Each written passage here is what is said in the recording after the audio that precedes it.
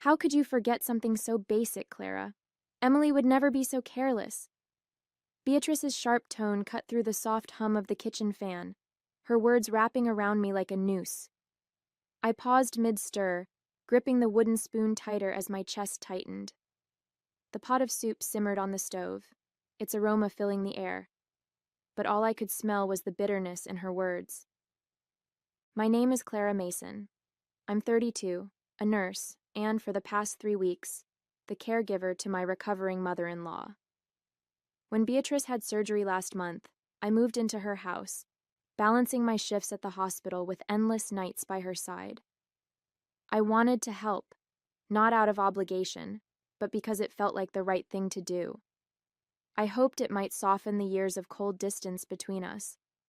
But no matter how much I tried, it seemed my efforts were always invisible, overshadowed by Emily, her perfect daughter, who breezed in once a week, smiling for the camera before leaving just as quickly. I didn't know how to respond. My throat felt dry, and the words I wanted to say caught like thorns in my chest. Beatrice turned back to the table, muttering something under her breath, her disapproval settling over the room like a heavy fog. Emily, of course, was nowhere to be found. She was already running late for her weekly appearance. And yet, Beatrice spoke of her as if she were the one standing here, ladle in hand, taking care of her every need. Careless. That word felt like a knife twisting in my stomach. I had given up everything for the past 3 weeks, canceled plans, traded shifts, even missed my anniversary dinner with Ben, all to be here. And for what? To be labeled careless because I hadn't added enough salt to the soup? Meanwhile, Emily could float in for an hour, snap a selfie by Beatrice's bedside, and walk out with all the credit. I stared into the pot, my hand trembling slightly as I stirred. Anger began to simmer, bubbling just below the surface. It wasn't just Beatrice's words. It was the smugness Emily exuded in every moment of her carefully orchestrated visits. She knew exactly how to frame herself as the devoted daughter, and she knew I wouldn't fight back. At least not until now. Just as I opened my mouth to defend myself, the front door creaked open, and Emily strolled in, her heels clicking against the hardwood floor. "Smells good in here," she chirped, holding a bouquet of flowers in one hand and her phone in the other, as though she'd just dropped by to brighten everyone's day. She glanced at me briefly, her smile lingering a second too long, then turned her attention to Beatrice. "How's my favorite patient today?" she cooed, leaning down to kiss her mother on the cheek. Beatrice's face lit up, her earlier frustration with me vanishing like a puff of smoke. "Emily, sweetheart, you're just in time. I was telling Clara how important it is to pay attention to the little things." Not that she'd understand, she added with a pointed glance in my direction. Emily set the flowers on the counter and let out a soft laugh. "Oh, Mom, I'm sure Clara's doing her best," she said, her voice syrupy sweet. She turned to me, her expression unreadable. "Don't worry, Clara. Taking care of Mom isn't easy. I've been learning that myself." I clenched my jaw, the words hanging on the tip of my tongue, begging to be said. But Emily was already moving, pulling her phone out for what I knew was coming next. She posed next to Beatrice, leaning in with a radiant smile as her camera clicked. "Just want to capture these precious moments," she said, her voice light, as if she hadn't just stolen the spotlight from everything I'd been working tirelessly to hold together. As Emily scrolled through her phone, probably selecting the best filter to enhance her devoted daughter persona, Beatrice sighed contentedly. "It's so nice to have both my girls here," she said, her gaze lingering on Emily. Though I'll admit, Emily always knows just how to make me feel special. My grip tightened on the ladle, the weight of her words pressing down on me. Both her girls? Special? I had spent the last 3 nights waking up every 2 hours to help Beatrice shift positions, prepare her medication, and ensure she was comfortable. Meanwhile, Emily's contribution amounted to curated snapshots and vague reassurances that she was always thinking of Mom. "Mom," Emily began, her tone casually breezy, "I was actually thinking of bringing you that herbal tea you love next week. You know, the one from that little shop downtown? It's just been so busy at work, but I'll make time. Oh, Emily, that sounds wonderful, Beatrice exclaimed, her eyes practically glowing with pride. You're always so thoughtful. I couldn't stop myself this time. Thoughtful? I blurted, my voice sharper than I intended. Both Beatrice and Emily turned to me, Beatrice's brows knitting together in confusion. She drops by once a week to take a few photos and then disappears. I've been here every single day, doing everything I can to make sure you're comfortable.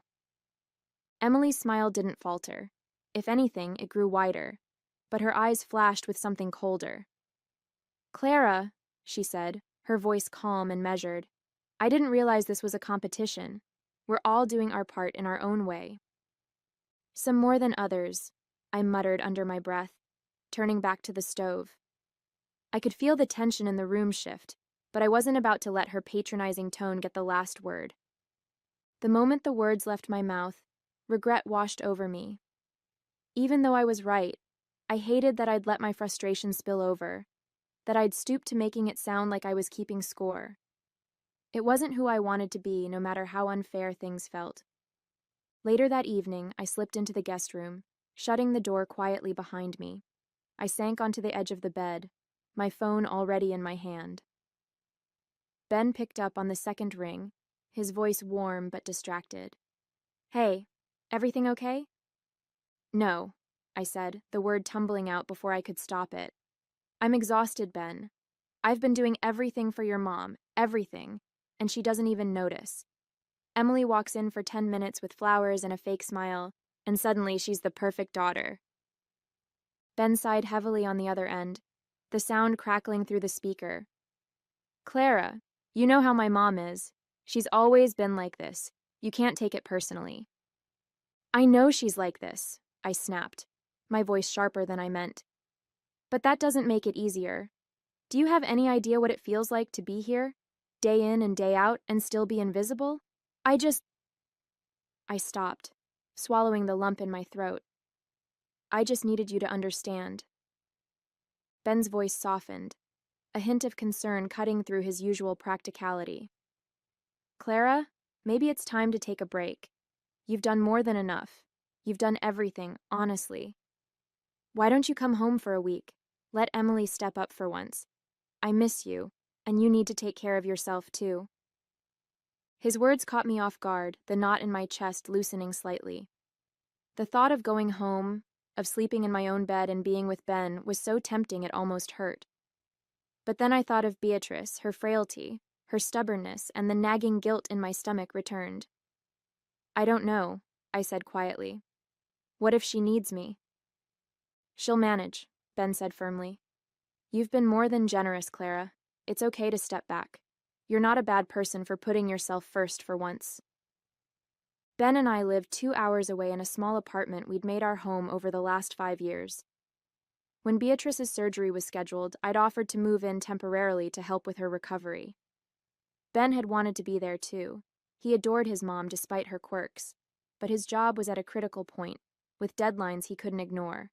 He'd called every day to check in, always asking how I was holding up, but I knew it weighed on him that he couldn't be here to share the burden. As much as I missed him, I couldn't blame him. He was doing the best he could, just like I was. I sighed, gripping the phone a little tighter. I don't know, Ben, I said finally. It's not that I don't want to come home, I do. I miss you, and I'm exhausted. But I can't just leave her like this. She still needs someone here. There was a brief silence on the other end before Ben spoke again, his voice calm but firm. I get it, Clara.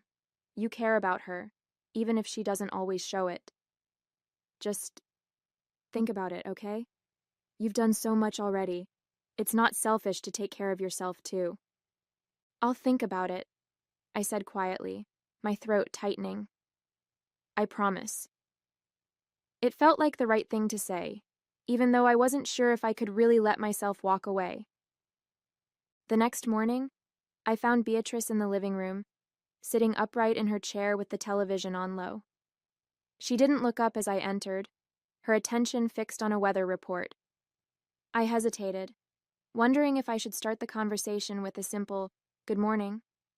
But before I could speak, She turned to me with a pointed look. Clara, she said, her tone already laced with irritation. I couldn't help but notice how late dinner was last night. It's not good for my digestion to eat that late, you know. I blinked, taken aback. Dinner was ready as soon as Emily left. I thought we agreed. Yes, because you didn't have it prepared earlier, she interrupted, her words sharp. When Emily is here, everything feels more put together. She doesn't need to be told what to do. I clenched my hands at my sides, biting back the words I wanted to say. Emily stayed for less than an hour, I replied carefully. She didn't even stay for dinner. That's not the point, Beatrice snapped, leaning forward slightly. Emily knows how to handle herself. She doesn't wait for me to tell her when or how to do things. She's considerate. I let out a slow breath, trying to keep my composure. I've been here every day, Beatrice. I've been doing everything I can to make sure you're comfortable. And yet, somehow, it always feels like a struggle, she shot back, her voice growing colder. You're here physically, Clara, but emotionally, you're checked out. You don't seem like you actually want to be here. Her words struck like a blow, my chest tightening. That's not fair, I said, my voice trembling despite my efforts to stay calm. I've put my life on hold to be here for you. I've been... Sacrificing? She cut in, her tone dripping with sarcasm. Oh, how noble of you. If it's such a burden, Clara, maybe you should have just let Emily handle it. She's busy, yes, but at least she doesn't make me feel like I'm an inconvenience. I opened my mouth, then closed it, unsure of how to respond. The hurt and anger bubbled inside me, but I knew saying anything more would only make it worse. Instead, I straightened, my voice quiet but firm. I'm doing my best, Beatrice. I'm sorry if that's not enough. She waved a hand dismissively, turning back to the television. Your best isn't what I need, Clara. Emily understands me in ways you never will. The room felt suffocating, her words hanging in the air like smoke. Without another word, I turned and left, retreating to the guest room to collect myself. Tears pricked at my eyes, but I refused to let them fall. Not yet. Not in front of her. Sitting on the edge of the guest bed, I stared at the neatly folded clothes in my suitcase, my thoughts swirling. Beatrice's words replayed in my mind, each one digging deeper into the ache that had been building for weeks. No matter how much I gave, how much I tried, it was never enough. And it never would be. I picked up my phone and scrolled through my messages, landing on the last one from Ben. You've done enough, Clara. Please come home. The words felt heavier now, but they also carried a clarity I hadn't wanted to admit before. Ben was right. I had done enough. I'd given up my time, my energy, and my peace of mind to be here, hoping it might make a difference.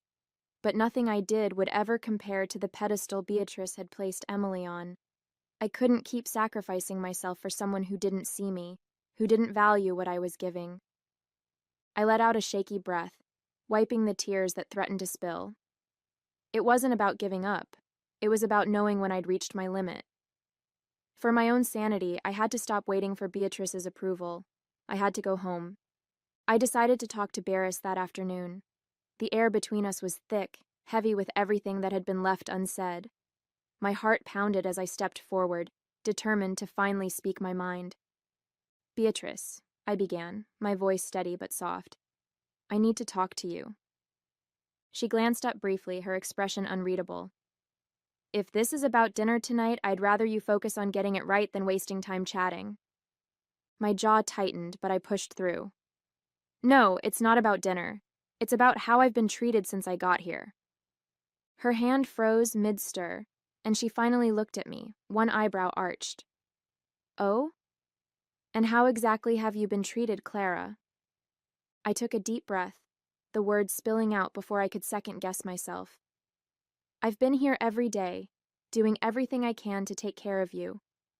I've rearranged my life, missed important moments, and given you all of my energy. And yet, no matter what I do, it's never enough. You've made it clear time and time again that you don't value me, and honestly, I'm tired of being treated like I'm worthless. She set her spoon down with a deliberate clink, folding her hands in front of her. Well, she said coolly, if you're tired, Clara, no one's forcing you to stay. Frankly, Emily would do a much better job anyway. She always has. Her words stung, sharper than I'd expected, but I refused to let her see how much they hurt. Emily isn't here, Beatrice, I said, my voice firmer now. She's never here for more than an hour or two. I've been the one taking care of you. But if you think she can do better, then fine. I'm done. Beatrice didn't flinch, her expression hard as stone. Good, she said with disdain. I won't miss the complaining. At least Emily knows how to show respect. I nodded slowly, the finality of her words settling over me like a cold weight. I hope she can give you what you need, I said quietly, because I won't be back. Without waiting for her response, I turned and walked away, my chest tight but my head held high. It was over. I was done. Back in the guest room, I packed my things with quiet determination. Each folded piece of clothing felt like another weight lifted off my shoulders. Beatrice's cutting words still rang in my ears, but I shoved them aside. It was over. I was done bending myself into knots for someone who didn't value me. Once everything was packed, I sat on the edge of the bed and stared at my phone. My thumb hovered over Emily's number before I pressed call. The line rang several times before she finally picked up. What is it, Clara? Emily answered, her tone clipped and impatient. I'm kind of busy right now. I took a deep breath, refusing to let her attitude get to me.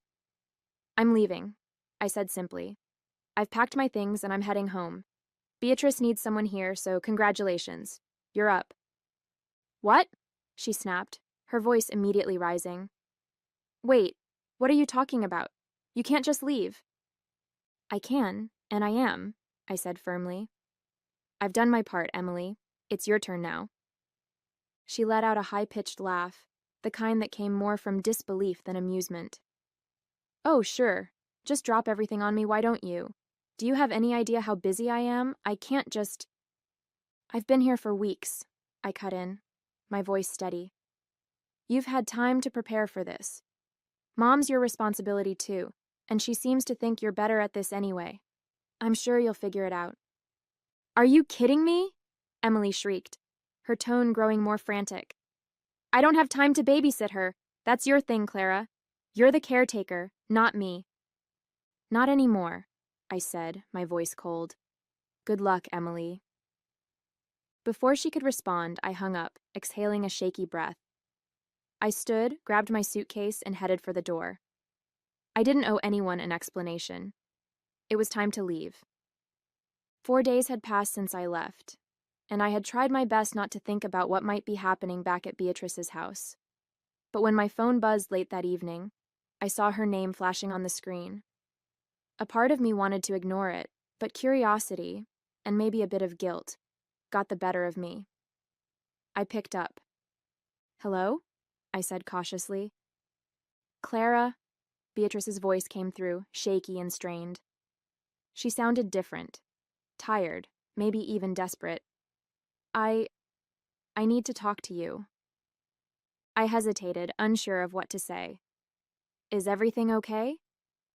No, she admitted, the word heavy with frustration and something else I couldn't quite place. Emily hasn't been here since you left. She's barely answering my calls, and when she does, she has some excuse about work or being too busy. She promised me she'd be here. I bit my lip, resisting the urge to say I told you so. Instead, I stayed quiet, letting her vent. I've had to do everything on my own, Beatrice continued, her voice trembling. I can't even manage the stairs some days. I don't know what to do, Clara. I feel completely abandoned.